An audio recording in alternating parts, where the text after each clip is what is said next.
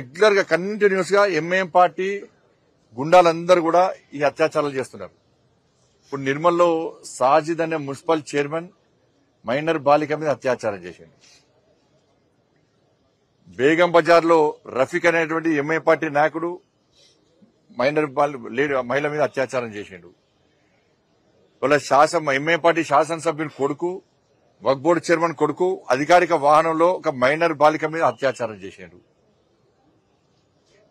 ఇట్లా చెప్పుకుంటూ పోతే మొత్తం వీళ్ళే వాళ్ళు చేస్తే మేము పడాలి.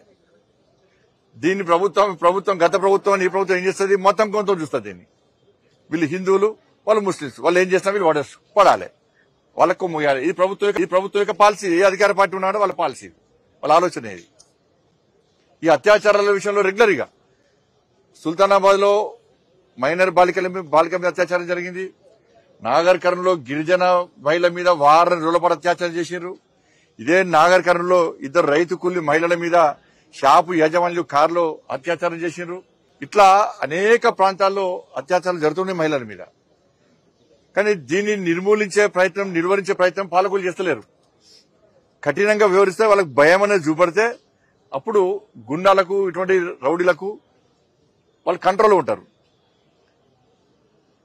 ఏదో సామరస్యంగా దీన్ని ఉంచాలి, దీన్ని బయట తీసుకురావద్దు, దీన్ని క్లోజ్ చేయాలని చెప్పి ఆలోచన ఉంటే దాన్ని కాపాడలేరు. ప్రజలను కాపాడే పరిస్థితి లేదు. ప్రజలను కాపాడలేరు, మహిళలను అసలు కాపాడలేరు. మహిళలను కూడా ఇది జరిగింది.